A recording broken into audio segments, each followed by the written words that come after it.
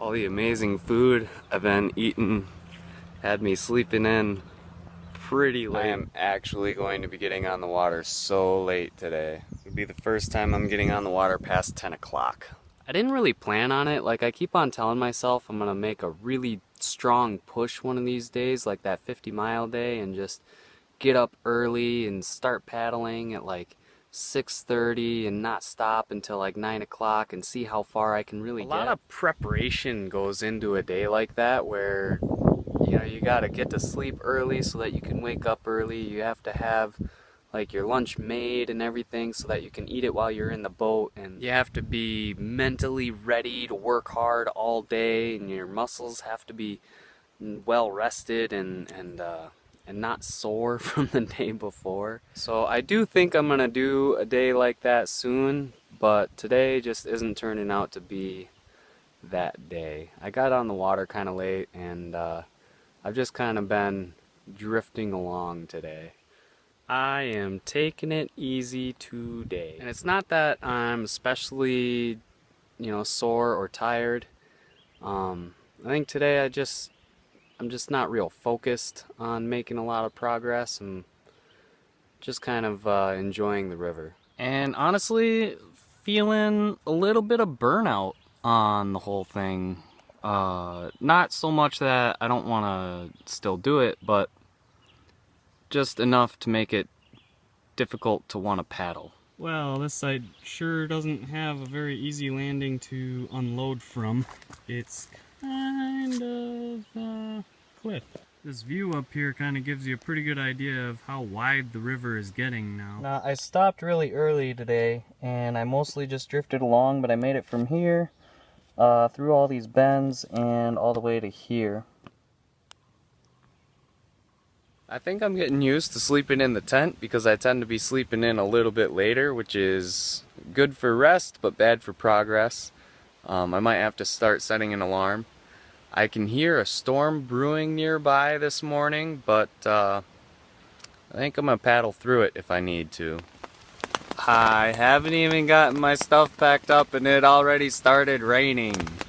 Rumor has it it's supposed to rain all day though, so I guess I gotta deal with it. Well, I'm on the river. I'm feeling much less burnt out than I was yesterday.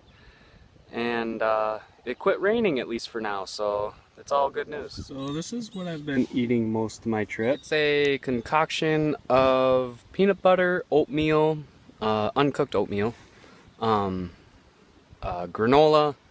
and recently I've added honey to the mix, and it's working out pretty good. It's pretty cheap to put together, and it has a lot of protein, a lot of carbohydrates. It's been giving me a lot of energy and keeping me pretty well fueled. Now that I'm 2 weeks in, I'm definitely feeling both the positives and negatives of this meal strategy.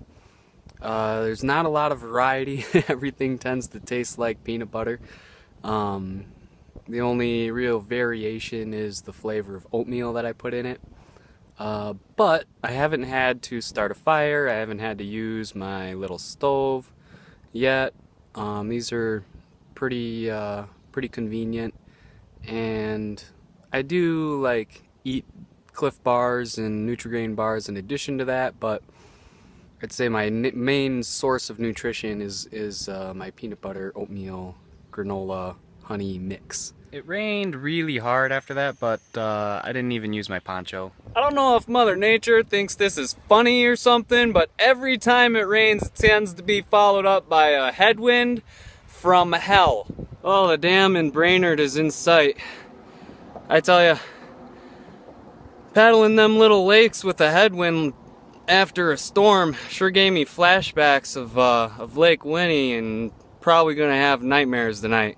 Well, I'm gonna be chasing sunset again, so I need drinking water, and Crow Wing State Park is the closest place with that. I met the coolest couple at Crow Wing State Park. They were camping in an RV. It was super late. I was looking for water in the dark. I couldn't find it, and so I turned around and I asked them if they could point me to the spigot, and instead they went into their camper. They brought me bottles of water. He gave me a